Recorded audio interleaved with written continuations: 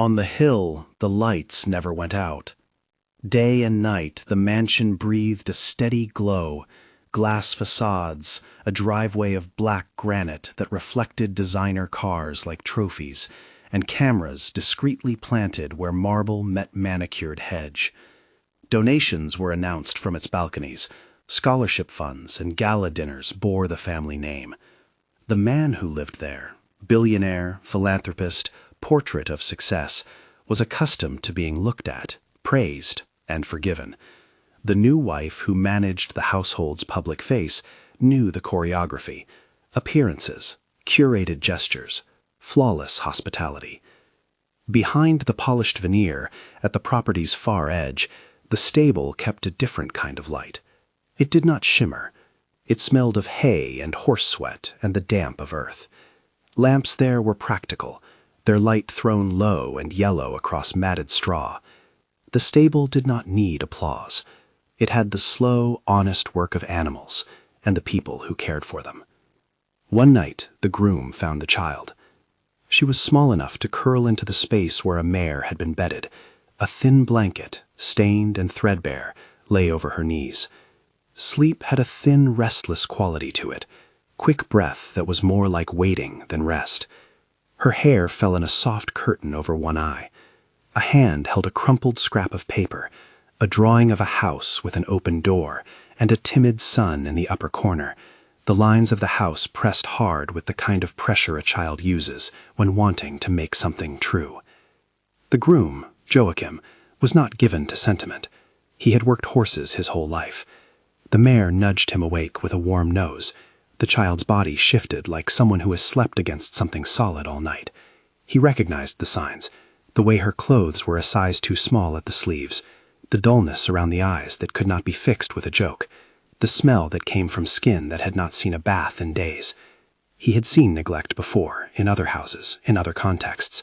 His father had taught him that accommodation and silence were sometimes the currency employers paid for a job kept. But this child, small and folded against an animal the way one leans against a friend, made that currency feel different. He woke the cook, then stood at the edge of the aisleway and dialed the number Rafael Cardoso had given him months earlier at a mandatory staff briefing about child welfare. It was a number he had promised himself he would never use. His thumb hesitated. The promise did not hold. Rafael had been the one to take the call. He had been the social worker at the distant municipal office who had learned to expect calls at odd hours, calls that started with a voice that blurred fear and hope in the same breath. When Joachim said, in the blunt language of a man who keeps horses, "There's a child in the stable," Rafael did not wait to judge who was right or who was wrong. He took the call and began to make a plan. The mansion answered the door in a practiced politeness. Valeria Mendona, the wife who had arrived 2 years earlier with a portfolio of events and a taste for image, met the social worker with an easy smile. Valeria's gloves were the sort that matched one's expectations for a woman who managed reputations, crisp, clean, unflinching. She showed Raphael around the rooms polished to gloss, the trophy wall that documented charitable foundations, the rooftop garden where donor dinners were staged. Staff moved in the background like props, careful not to be too visible. When Raphael asked about the child, the answer was a practiced slide. "We ensure she is well cared for," Valeria said. "We have a nanny, tutors. The child spends time outdoors with the animals. It's part of our enrichment program." Her voice suggested that any further scrutiny would be an affront to privacy as much as to public image. Privacy had its uses, Raphael knew, but privacy could also wall in a child. The stable door opened with the soft protest of old wood. The light there fell differently, less flattering, more honest. The smell came forward like a fact. When Joachim lifted the blanket, the child blinked away. Her eyes searched and found nothing but silhouettes, a horse's body, a shadow of a man, and the stable's low roof. She did not speak.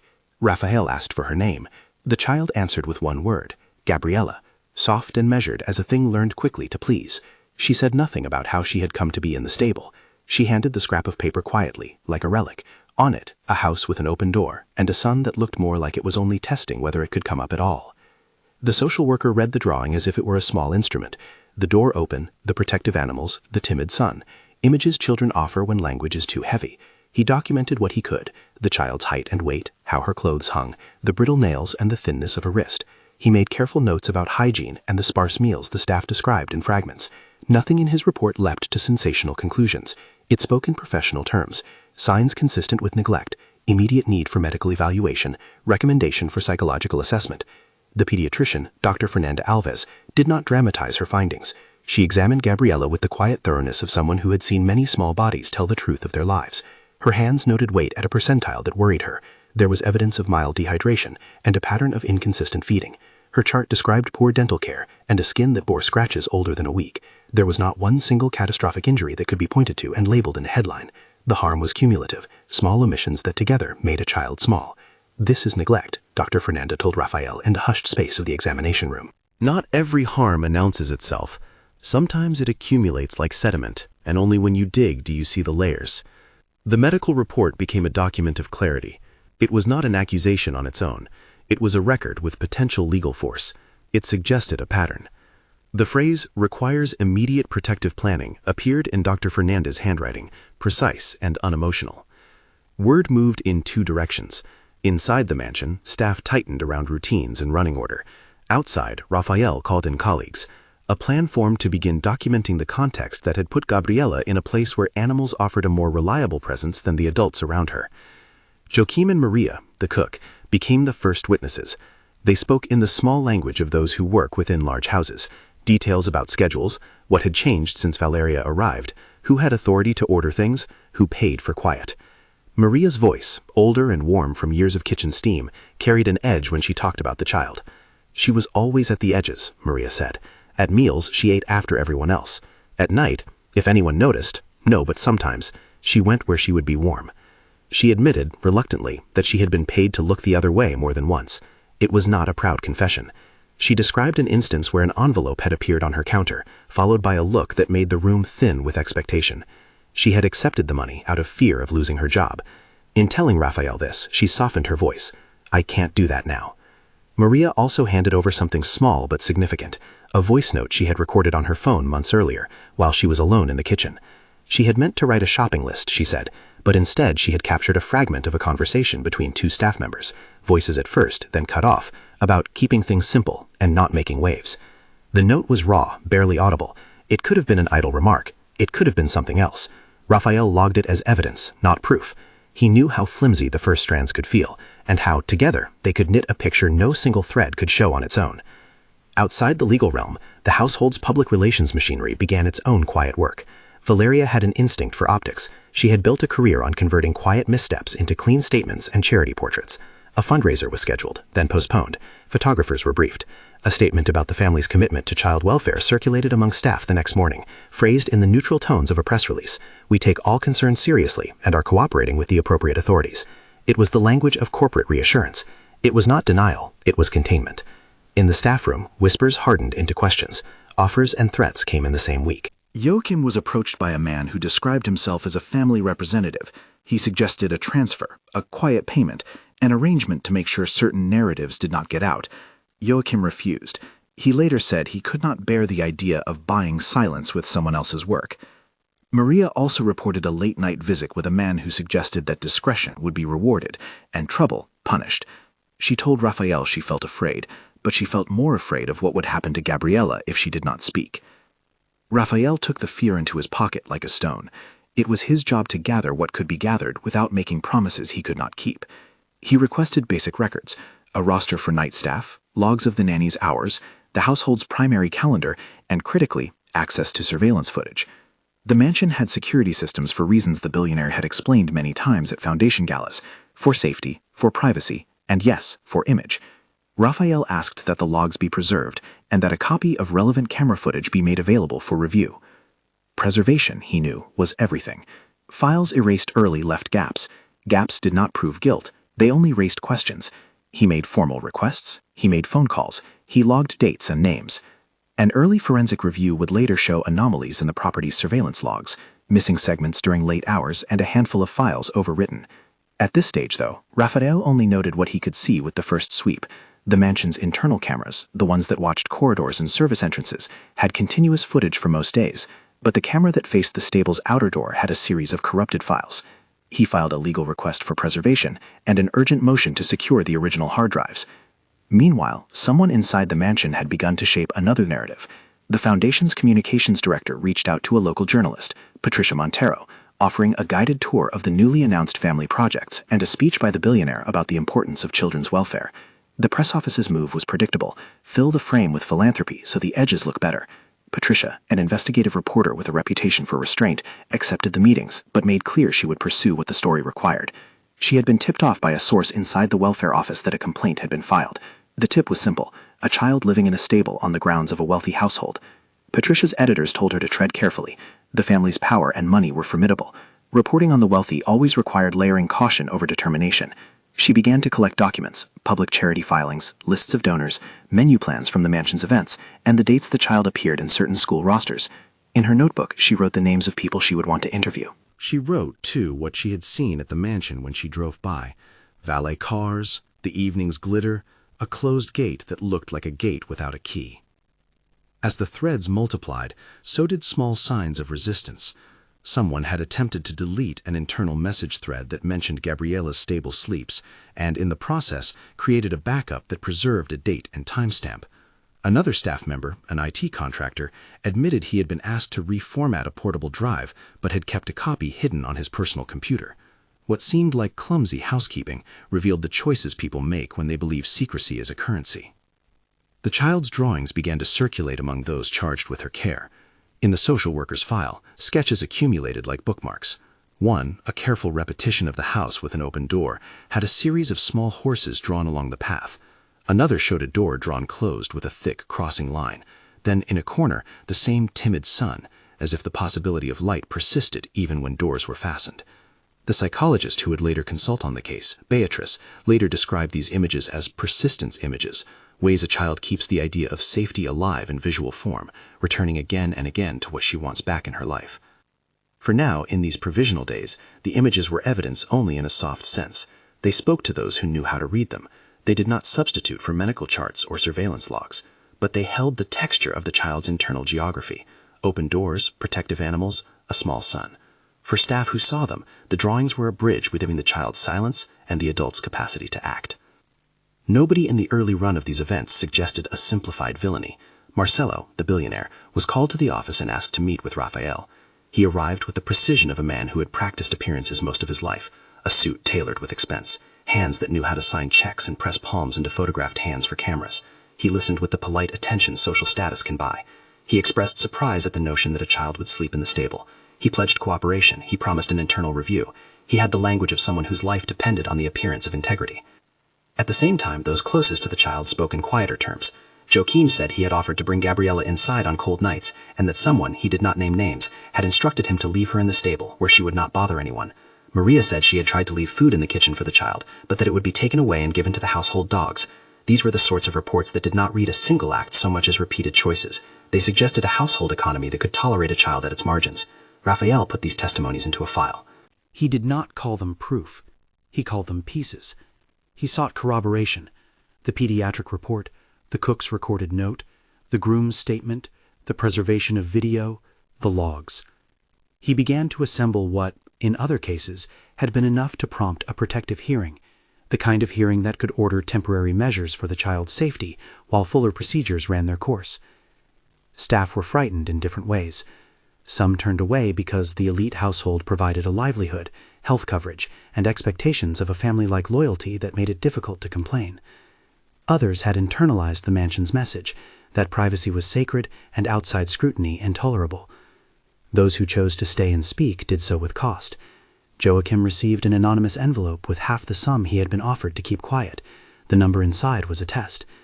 Maria found her hours cut. Rumors circulated that the nanny would be transferred, that the stable hands would be subject to internal review. Fear became a shadow that moved through the staff corridors. In the midst of this, two things happened almost at once that began to change the tempo of the case. First, the household's security infrastructure, usually a shield, revealed imperfections. Forensic technicians, working from a copy of the mansion's hard drives, recovered segments of footage that placed Gabriella in the stable during late hours on several nights. The files were not continuous. There were missing clips and overwritten segments. But the recovered footage showed, with a blunt honesty, the child curled by the mare in the pale stable light, her small body framed against an animal's flank, eyes closed as if to keep the world at bay. Second, someone within the house, an IT contractor who had recently been dismissed, made a confidential contact with the social services team. He described an attempt to clean camera logs and suggested that the pattern of deletions itself was an act worth documenting. He provided a partially overwritten drive. Forensic analysis later showed the hard drive had been reformatted at odd intervals and that certain folders containing nighttime footage had been reassigned. It was not proof of intent to harm. It was nevertheless evidence of an attempt to obscure activity. The combination of medical documentation, witness testimony, recovered footage, and the cook's recorded note made what had been murmur into a record worthy of attention. Raphael prepared the initial dossier, an index of documents, medical findings, witness statements, copies of the recovered footage, and a recommendation for immediate protective measures. He served the family with formal requests and began the administrative process that would allow a court to consider temporary custody and supervised visits, should such measures be appropriate. At the end of the first week, Gabriella was still in the household under the supervision of the family staff. She slept in the stable again one night, and in the morning Joachim found her drawing a tiny house with a sun that grew a hair brighter with each new circle. He folded the drawing and put it in his pocket. He carried it to Raphael and asked simply that someone do something. If the public-facing machine of donations and gala appearances tried to drown the story in gestures, those gestures had a cost. They also produced a counterforce, a journalist's curiosity, a social worker's steady hand, a pediatrician's report, a groom's conscience, and a cook's preserved voice note. The shapes of accountability were not dramatic in the way tabloids imagined. They were procedural, accumulative, and stubbornly ordinary. At the mansion, Valeria arranged another statement. The family would cooperate with authorities and valued the highest standards of care. The statement was posted on the foundation's website and circulated among the staff as a reminder that the household's reputation mattered. It was a legal and social gesture, public assurance in the language of responsibility. Inside a small municipal office, Raphael paged through his file and added another note, an application for a preservation order on the mansion's servers. He made calls to the county prosecutor's office to inform them that an inquiry had begun and that preliminary evidence suggested neglect that merited a closer look. He knew there were legal thresholds to meet and that each action had to be precise. He also knew that the law moved at its own speed, even when the stakes included a child's growing weeks. The child, Gabriella, continued to offer her drawings. In the evenings, she made new versions of the open door and the sun, sometimes adding small horses along the path. A social worker who watched her draw noted the repetition. She returns to the same motif because it is the thing she has agency over, the worker said. She can draw the door open and the sun bright and keep it that way. By the middle of the second week, the first legal steps began to take shape beyond the municipal office. Raphael had the medical report, the witness statements, the partially recovered video, and the recorded note. He filed a petition requesting immediate protective measures pending a full judicial review. He asked the court to order preservation of all surveillance, to restrict unsupervised contact between certain adults in the household and the child, and to authorize a temporary placement if necessary. But even as paperwork advanced, so did the mansion's soft countermoves. An internal audit was announced. A PR campaign amplified the billionaire's charitable work. Donors were courted and reassured. The public face of generosity acts as a powerful buffer. It creates a narrative where the existence of charity is used to imply the absence of private failings. That implication, Raphael knew, could sway public opinion and complicate the court of public perception. It did not, however, erase a thin child curled in straw. At night, when the mansion's exterior lights washed the driveway in silver, Joachim lay awake on his small cot in the groom's quarters and thought of the drawing he had folded into his wallet. He had never been good with capital and consequence. He had been good with horses. He had not expected to become an instrument of a social process. He had, in the end, felt the simpler moral arithmetic. A child needs shelter, warmth, a consistent adult presence. The rest was noise. When Raphael served the formal notice asking for preservation of files and for access to the original footage, the family's attorneys responded with a request for more time. Their letter promised cooperation and emphasized the family's ongoing commitment to Gabriella's well-being. Time, in administrative hands, becomes a shape with its own inertia. Requests for extensions and negotiations over what could be shared and when made the process less direct. Patricia Montero kept her distance in the early days, resisting the temptation to file an early piece that would either sensationalize or dismiss. She continued to meet people who could confirm small facts, a former tutor who remembered the child's irregular attendance, a neighbor who had seen the girl in the stable at dusk, a chauffeur who noted that the child was rarely in the gala photos. Her reporting was a slow gathering of corroboration, one detail placed beside another until a pattern suggested itself. In the margins, the child's life proceeded in a way that felt both fragile and persistent. One afternoon, a volunteer, part of a local equine therapy program, was given a guided tour of the stable by Joachim and found Gabriella carefully brushing the mare's flank. The volunteer described the child's hands as being gentle and practiced, the sort of care that suggested familiarity born of necessity. The volunteer later told Raphael that in another context, such practice might be described as enrichment. Here, it read like survival. Small rituals began to write themselves into the days at the mansion.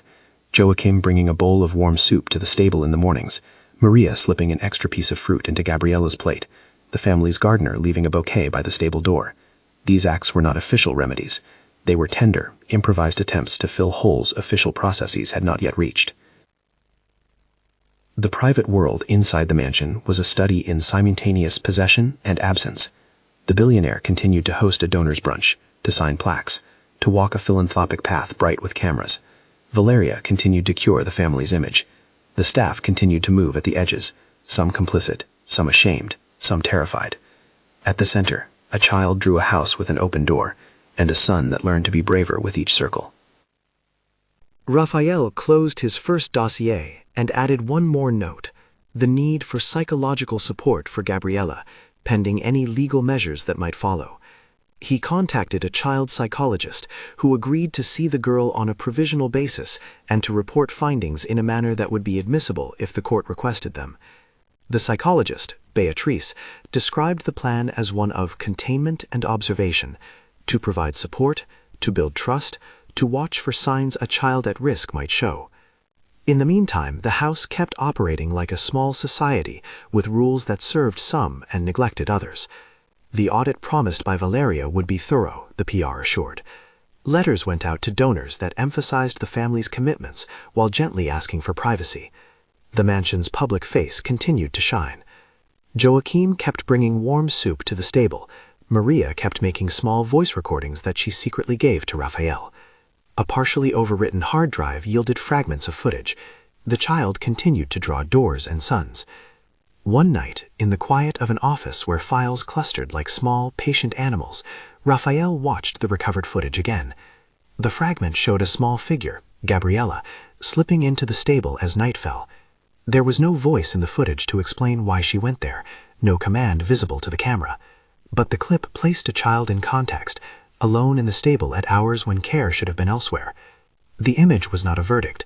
It was a fact with gravity. Raphael printed the drawing she had handed him and taped it to the front of the folder. It bore the child's heavy-stroked door and the timid son.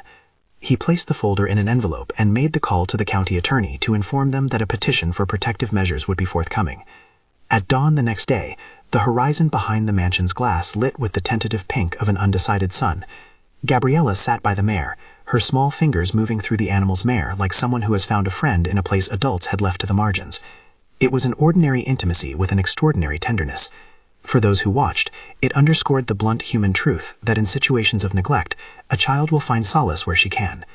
If you care about stories like this and want to follow how communities protect children, subscribe to follow our reporting on cases where private image and public responsibility collide. The days that followed would bring new evidence and new complications, authenticated audio fragments that would need forensic verification, a forensic report revealing the sequence of file deletions, the quiet pressure placed upon staff, and legal maneuvers designed to shape both outcome and appearance. For now, the file moved forward. The first requests were on the judge's desk. The first witnesses had been interviewed. The child, small and cautious, continued to draw her son. As office doors closed and lawyers prepared their letters, two things remained undeniable in the quiet. A child had spent nights in a stable on the grounds of a household that could have afforded different arrangements, and a group of ordinary workers had chosen conscience over silence. The rest would depend on process, on medicine, on forensics, on the slow machinery of law, and on the fragile courage that begins when someone decides not to look away. When Raphael left the office that afternoon, he put Gabriella's drawing back into its folder and walked toward the mansion's gates. In his pocket, his phone vibrated with a new message from an attorney representing the household requesting an extension on the preservation order. He paused on the gravel drive, looking up at the glass face of the house that reflected both the sky and the lights beneath. The call he would make next would set the pace for what came, whether the next steps would be cooperative or confrontational, whether evidence would be preserved or dissipated. He took a breath, then made the call that would start the clock on a legal process the child could not yet understand. The judge's chambers smelled faintly of lemon polish and paper. The petition sat heavy on the desk, indexed medical reports, witness statements, copies of the partially recovered footage, the cook's audio fragment, and Gabriella's drawings taped to the front. The docket clerk read the request aloud, a motion for immediate protective measures and preservation of digital evidence, and the judge, a careful woman who had handled family matters for more than 20 years, looked through the file with an even gaze. Courtroom procedure is deliberate by design. It creates space between accusation and consequence, and that space exists to protect. The judge did not pronounce guilt. She did not need to. She ordered what the file called for: preservation of all surveillance media, restricted unsupervised contact between Gabriella and certain adults in the household pending investigation, an injunction against interference with witnesses, and authorization for temporary placement if social services determined it necessary for the child's safety. She appointed a guardian ad litem, a legal advocate for Gabriella's best interests, and set a protective hearing in 2 weeks to examine evidence more fully. The protective measures created a legal framework and a breathing room that social services would use to act. The order also carried practical teeth. Anyone attempting to alter or destroy evidence would now risk contempt. A copy of the order was sent to the mansion's legal team, who responded with a letter promising cooperation and asking for additional time to produce requested materials. Lawyers, even when earnest, have the tools to reshape time. The judge's decision, however, narrowed those tools. Forensic work accelerated. The lab that handled the audio and video authentication had a reputation for meticulous chaining of custody. Its report would later state, in language meant for lawyers and jurors, that the audio fragment recovered from Maria's phone bore acoustic characteristics consistent with the mansion's service corridor, that spectral analysis showed no sign of digital splicing in the preserved portion, and that timestamps aligned with server metadata on a series of days when the child appeared in stable footage. The phrasing was technical and guarded. It did not state intent. It established authorship, sequence, and continuity where they could be proven. The partially recovered video segments were more blunt. They placed Gabriella in the stable at late hours on a pattern of nights over several weeks. The clips were not continuous, and the missing segments themselves became a subject of forensic curiosity. Forensics could show that certain files had been overwritten and that deletes had been performed in ways inconsistent with routine housekeeping. That pattern suggested something deliberate in the handling of the drives, not necessarily malice that reached a criminal threshold, but enough to merit administrative inquiry and the judge's attention. Inside the mansion, the legal and PR teams insisted on cooperation in the language available to those who manage optic and law. "We will assist the authorities," the statement read. "Our priority is the well-being of the child." The billionaire himself, Marcelo, issued a brief public remark in which he expressed concern and pledged support for any measures deemed appropriate. He appeared on tape with the steady composure of a man accustomed to scrutiny, and he promised to work within the process. His words were precise. His performance was polished. The live cameras recorded his face, attentive, measured, practiced. At the same time, pressure on staff increased in ways the court's order could not immediately resolve. Joachim began receiving offhand comments from supervisors. A quiet message from a project manager suggested it would be better for career trajectories if one kept personal matters off social media. Maria's hours were cut, she said. The IT contractor who had preserved a copy of a reformatted drive found himself with new assignments. Intimidation in a wealthy household often operates through very small economies: work withheld, mildew of reputation, quiet disapproval. These tactics had a logic that was neither dramatic nor legally explicit. They were effective at raising the cost of testimony. Raphael and Juliana, the guardian ad litem, took steps to protect witnesses. They secured sworn statements in safe locations, offered anonymity where possible, and began to coordinate with the county prosecutor to examine the pattern of deletions. The prosecutor assigned an investigator to look into potential obstruction of evidence. The phrase potential obstruction is an elastic one in investigative circles. It requires careful proof. For now, it existed as a category that helped justify further scrutiny of the mansion's data practices. Patricia Montero, the investigative journalist, continued to gather context. She was precise in her ethics. She would not publish Gabriella's face, her real name, or images that could identify the foster home. She consulted with Raphael and with child protection experts about what to publish and what to withhold. She knew that an early splash might protect the child by forcing public attention, but could also harm the very people she wanted to shield by making the child's world slippery with exposure. She chose restraint. Her upcoming piece would focus on patterns: how wealth can shelter neglect, how PR shapes public narratives, and how ordinary workers sometimes shoulder the first burden of courage. There were moments of clumsy counteraction from the mansion's camp. An internal audit was launched, naturally. An offer of financial compensation surfaced for a staffer. Presented as a goodwill gesture, it was declined. A quietly arranged transfer for Joachim was suggested. He refused. He had thought of the horses and of the child, and he had made a choice that altered his life in small, consequential ways. Courage is a costly currency in workplaces that calibrate loyalty by silence. Joachim's decision did not make him a hero in the cinematic sense, but he became central to a procedural truth. The case advanced because someone refused to look away. As the legal window narrowed toward the protective hearing, Raphael and Juliana prepared their evidence package. It included medical charts from Dr. Fernanda, notes from Beatrice's initial assessments, witness statements, chain of custody documentation from the IT contractor, the recovered video fragments, and Maria's audio. Juliana, who balanced ferocity in court with tenderness for children, structured her presentation to emphasize immediate need without rushing to conclusions about blame. The first obligation of an advocate like her is to the child's safety. The hearing itself was quietly intense. It did not mirror the shouting fits of television dramas. It was procedural and focused. The judge listened as medical testimony described consistent signs of neglect, malnourishment at levels warranting intervention, poor dental care, and physiological evidence of inconsistent feeding. Chief among the facts the court accepted was this: the child had spent repeated nights in the stable and had not had the kind of consistent adult supervision expected for her age. That was a fact based on video segments, witnesses, and the pediatric report. The judge considered balance, a child's right to family versus a child's right to safety. The scales tilted toward the latter, not as a moral condemnation of any single individual, but as a temporary measure to secure a child's well-being while further inquiries proceeded. The protective order that followed allowed for the temporary removal of Gabriella from the household to a vetted foster family.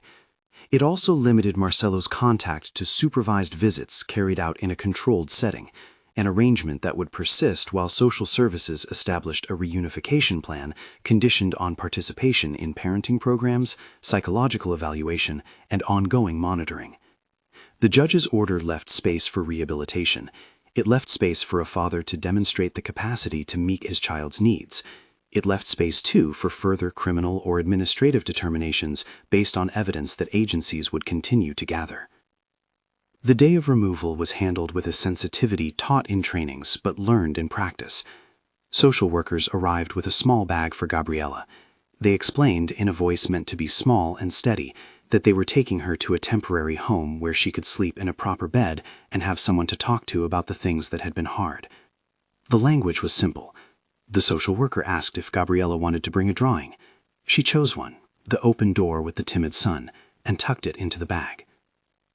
Elena and Alberto's house smelled of citrus cleaner and fresh laundry. Their home was modest compared to the mansion, but not in a way that suggested lack. It felt lived in. A handprint on the kitchen wall where a child's height had been measured, mismatched mugs, a small dog that greeted newcomers with wagging dignity. The two had been vetted by the agency: fostering experience, a stable marriage, a willingness to support therapeutic visits. Their daughter, an older teen, had left for college months ago, leaving the couple eager for quiet company and the practical work of care. She did not ask Gabriella to recount everything. She asked about simple things, whether there were animals she remembered fondly, whether she liked running, whether she liked rain. Answers came in fragments. Sometimes Gabriella hummed to herself. Sometimes she drew. Drawings, Beatrice observed, often spoke in longer sentences than the child's words. Juliana, appointed as Gabriella's legal representative, worked to make sure the child's voice was present in the process. She met with Gabriella, using age-appropriate language, and asked what mattered to her: a bed that did not smell of straw, not being moved unexpectedly, seeing the mayor occasionally if possible. Gabriella's requests were modest and human. Juliana made sure they were part of the court record. The law, at its best, listens to the small things. Supervised visits with Marcelo were arranged in a neutral, child-friendly space within the county services facility. A social worker and a trained volunteer observed. The father arrived with an expression that seemed to carry the weight of public projection and private uncertainty. He had signed forms agreeing to supervised visits and to undergo psychological evaluation. In the first session, he held Gabriella's hands awkwardly, as if reconnecting to a rhythm he had been taught at a distance. Gabriella monitored him with eyes that had learned to be both curious and cautionary. The first visits were tentative. Marcelo read a book aloud. He asked simple questions. He offered a painting set as a gift. He spoke quietly about wanting to be part of Gabriella's life. A supervised setting limited his capacity to control the narrative. It required him to show up and behave in observable ways. It also allowed social services to see whether he could meet the basic expectations of presence and responsiveness. Presence, rather than speech, became the metric. In the meantime, the institutional ripple spread. The mansion's internal audit, publicized to donors as a routine review, found lapses in staff oversight and inconsistent record-keeping. The foundation announced a temporary pause in certain public-facing activities. Plaques were taken down from some public forums pending the outcome of the inquiry. These actions were as much about optics as consequence. They did not resolve the child's needs. They did, however, change the landscape in which accountability might proceed. The media response mirrored these layers. Patricia's in-depth piece ran with care. It did not show Gabriella, it used composite descriptions where necessary. It foregrounded the systemic questions: how philanthropic work can obscure private failures, how employment hierarchies inside wealthy houses produce silence, and how ordinary witnesses can produce extraordinary shifts when they act. Her reporting included interviews with child welfare experts who emphasized the importance of protocols and the need for ethical journalism that protects children. The piece sparked public discussion. Commentators debated whether money should provide a shield, and a small, concentrated public push emerged around strengthening preservation orders and whistleblower protections for household staff. Not all comment was helpful. A few tabloids printed lurid suppositions not supported by evidence, and their tone forced protective responses from the social services team. Patricia countered with a reminder about responsibility. The facts were enough to require attention, but they did not justify sensational inferences. Ethical reporting, she argued, meant resisting the temptation to fill gaps with speculation. Back in the legal process, the prosecutor's office reviewed the chain of custody for the recovered drives and the timeline of deletions. The investigator noted the reformattings and interviewed the IT contractor who had kept a backup. The contractor testified that requests to reformat had come from a named supervisor and that he had been uneasy. The testimony fed a parallel administrative probe into the mansion's data practices and whether staff had been instructed, explicitly or implicitly, to delete footage. Administrative consequences, internal discipline or employment termination, became likely outcomes if wrongdoing in data handling was proven. Criminal consequences would require proof of intent to obstruct an official inquiry. Those legal threads ran alongside the practical work of building Gabriella a stable, safe routine. Elena and Alberto enrolled her in a local school. The school adjusted a schedule to accommodate initial therapy sessions. Gabriella arrived on her first day clutching the same open-door drawing. At recess, she watched other children play. She sat at the edge for a long time and then, tentatively, joined a game of tag. Small acts of bravery often appear mundane. A hand offered, a game joined, a laugh remembered. Art therapy became a daily ritual. Beatrice encouraged expression rather than explanation. Over weeks, Gabriella's drawings began to change. The suns thickened with more confident strokes. The doors sometimes appeared ajar instead of closed. Horses remained a recurring figure, but they moved along paths that suggested movement toward the house rather than the stable as a destination. One drawing stood out: a house with an open door, a long path dotted with horses, and a sun that had concentric rings of color. Beatrice called these images trajectory drawings. They indicated a child who was envisioning movement from marginality toward belonging. The legal case moved forward more methodically now that immediate safety needs had been addressed. Follow-up hearings addressed preservation compliance and witness protections. Juliana requested resources for Gabriella's continued therapy and for independent monitoring of Marcelo's compliance with his court-ordered obligations. The judge ordered periodic reporting from social services and extended the supervision order pending the outcome of a fuller investigation. The language on the record remained careful. The court had not made a determination of criminal guilt. It had, however, exercised its mandate to protect a child by ordering measures within the law's power. In private meetings, Raphael and Juliana discussed long-term planning. They balanced two large aims: the child's need for continuity and the need for accountability.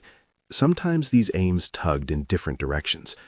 Julian's notes emphasized measurable goals: stable housing for 6 consecutive months, consistent therapy attendance, school enrollment, and improved nutritional status as verified by pediatric follow-ups. The legal work became a scaffolding for social care. Marcelo's public posture evolved over the months. He appeared in carefully curated interviews that emphasized philanthropy and personal regret about the situation, and he announced a private commitment to fund Gabriella's counseling and educational needs. Whether this funding was appropriated out of genuine parental responsibility or as an attempt at reputational repair, it nonetheless provided resources that enabled certain therapeutic options. The court would later monitor the source and administration of those funds, ensuring they were earmarked for services and oversight. The judge's orders stressed that financial support did not substitute for behavioral change. Within the staff community at the mansion, turnover increased. The nanny was placed on administrative leave pending investigation. Some employees left voluntarily. Those who remained spoke with wary honesty about the moral cost of working in houses where image sometimes competed with care. For a few, the experience became a catalyst for change. Staff meetings began to include explicit child welfare trainings, and the foundation agreed, under court admonition, to commission an independent review of household child safety protocols. Over the months, Gabriella's routine congealed into something that resembled normalcy. The foster family established constancy: the same bedtime, the same breakfast, the same volunteer who read aloud on Sundays. Beatrice's therapy sessions built trust gradually. There were nights when Gabriella awoke and called for the mare she missed. Then Alina would suggest a drawing of the mare instead. Gabriella would draw, and the mare would appear with a slightly broader nose, eyes that looked less like a refuge and more like a companion. A pivotal moment came when the county arranged a supervised visit that included an equine-assisted therapy session. The meeting took place at a community stable unrelated to the mansion's property. The environment was neutral and therapeutic, designed to honor Gabriella's relationship with animals while providing professional oversight. Marcello attended, awkward at first, then quieter as he watched his daughter groom a horse under the guidance of a therapist. The session did not resolve all difficulties, but a social worker noted that Marcello's responses to scripted prompts, following medical advice, maintaining eye contact with a therapist, asking questions about care, showed a capacity for compliance with court-ordered processes. Compliance, in this context, was a necessary first step toward any broader reunification conversation. Meanwhile, the criminal inquiry continued in slow coordination with administrative probes. Prosecutors examined whether the pattern of deletions and the timing of reformatings suggested an intent to obstruct evidence in an official proceeding. The legal standard for such allegations is high. Intent must be proven beyond reasonable doubt. Investigators pursued leads: emails, text messages, and personnel directives. Where evidence was ambiguous, administrative remedies were more likely: disciplinary action and changes in operational protocol, rather than criminal charges. Public attention remained divided. Some commentators seized on the story as an indictment of unregulated privilege. Others argued that worker testimony relied on interpretation and that private family matters were being foregrounded in public squares. Patricia's follow-up work, which focused on the mechanics of whistleblowing in private households, provided a corrective. It documented how precarious staff positions are and recommended policy responses: stronger preservation rules, legal avenues for staff to report without retaliation, and better oversight of households where children live with employees. A year after the first call from Joachim, a community group organized a small exhibition to benefit local child services. The centerpiece of the show was a section dedicated to children's drawings from therapeutic programs, anonymized and framed. Gabriella's drawings hung behind a privacy screen at the gallery, her name absent, her images displayed under a number. Elena and Alberto attended with Gabriella. Joachim and Maria were invited as well. Patricia came too, not as a reporter, but to see the way community work held together pieces of a fragile public life. Gabriella walked slowly through the gallery. She paused at her drawings. One, the house with the open door and the concentric sun, had been enlarged and mounted. The enlargement revealed new details: a painted bird near the roof, a path of small horses moving at a steady pace. Gabriella stood with her fingers folded, then reached out to touch the frame. She looked up at Elena and smiled. Small, quick, a curve that felt like light. The room hummed with a mixture of private and public energy. People talked about policy and about the meaning of safety. A child in the corner colored quietly. The privilege of attention in the room felt provisional and earnest. It was not everything, but it mattered. At the gallery's reception, a short panel discussed the intersection of private life and public responsibility. Beatrice spoke about recovery as a process of routine, 1,000 small acts that add up.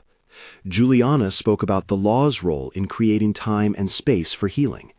Patricia emphasized media responsibility.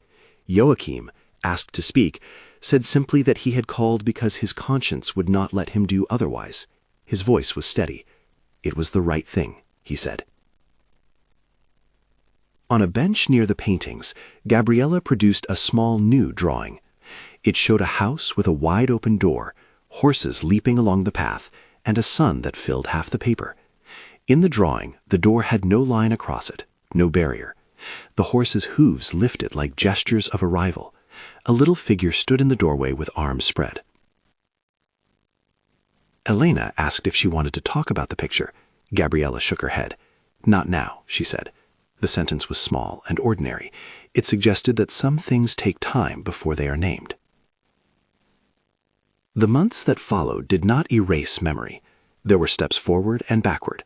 There were legal hearings about record preservation and witness protections, and administrative consequences for the mansion's handling of data. The nanny and the household manager faced disciplinary procedures. Some staff were reassigned. The foundation instituted mandatory child safety training for all staff and agreed to an external audit of household operations. These actions were not absolution, they were mitigation steps.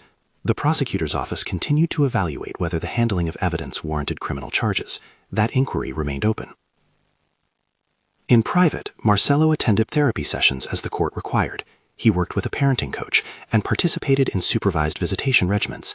There were moments of awkward earnestness, an attempt to braid Gabriella's hair in the supervised visit that went awry, a read-aloud session where sentences were missed, but there were also moments of genuine attention. Whether those moments would accumulate into lasting, reliable care remained an open question the court and social services would monitor over the following year. Throughout the case, the recurring motifs of the drawings remained central. They functioned both as evidence and as a means of expression. Clinicians used them to chart emotional states. Lawyers used them to communicate Gabriella's wishes to courts that often speak in adult terms. The images, open doors and timid sons, were not proof of specific acts beyond what the record supported. They were, however, maps, a child's way of representing safety and of signaling a wish for it. The final hearing in the protection sequence, months after the initial petition, brought a cautious kind of closure. The judge reviewed reports from Dr. Fernanda and from Beatrice, testimonies about the preserved footage, and updated notes on Marcelo's compliance with therapy and supervised visits. The court extended certain measures, but also set benchmarks for potential reunification steps contingent upon consistent compliance, improved parental capacity, and the child's own expressed wishes as evaluated by mental health professionals. The judge made clear in her written order that the protective measures were not a presumption of lifelong separation, nor a conclusion of institutional blame. They were, instead, a legal framework to prioritize a child's safety, while the social and familial dynamics could be read, understood, and, if possible, repaired. In the months after that order, the texture of Gabriella's days changed in ways that were both ordinary and profound. She joined a weekend art class. She learned at school how to braid a friendship bracelet. She slept through the night more often. Her weight moved up to a healthier percentile, and dental appointments addressed the care that had earlier been neglected. Visits with Marcelo became more fluid. He learned to bake simple cookies in supervised settings, and brought one batch to a small family picnic arranged by social services. The picnic was a mixture of protocol and sincerity, the presence of a social worker as a witness, the clumsy pleasure of shared food, the small, watchful joy of the foster parents, who wanted above all what was best for the child. Years do not always deliver neat endings, but small arcs of repair are real. Gabriella grew into routines that affirmed safety, a warm bed, regular meals, the option to see the mare in supervised equine sessions, and a therapist who could name her emotions without making them into spectacle. Her drawings continued to return to the sun and the door, but the sons grew more assured. One late afternoon, years after Joachim's call changed the course of a child's life, the family gathered for a small community celebration that was in part an act of recognition. The mansion had instituted new policies, and the foundation funded a small grant program for local child safety initiatives.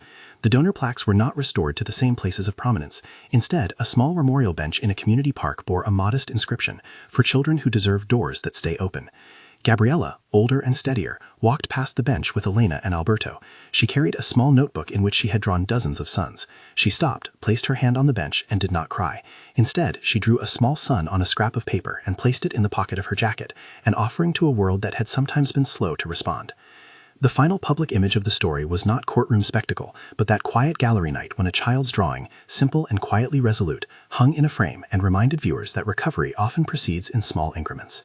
The moral of the case, for those who watched the procedural arc unfold, was not a tidy denunciation of a person, but a layered account of how institutions, individuals, and small acts of courage intersect to protect a child.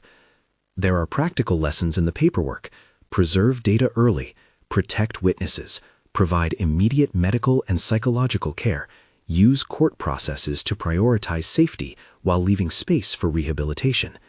There are moral lessons too. Wealth can create buffers that obscure neglect. However, everyday people, grooms, cooks, social workers, lawyers, and ethical journalists can transform a hush into a process that protects.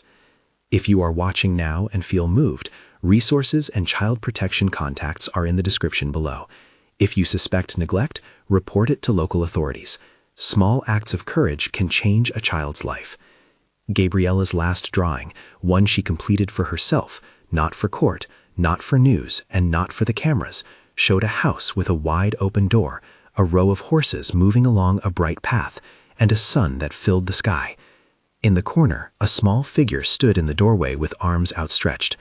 The child had kept the habit of drawing what she wished true. Slowly, over time, the lines had started to match the life she was living. The sun had returned, and the door, at last, stayed open.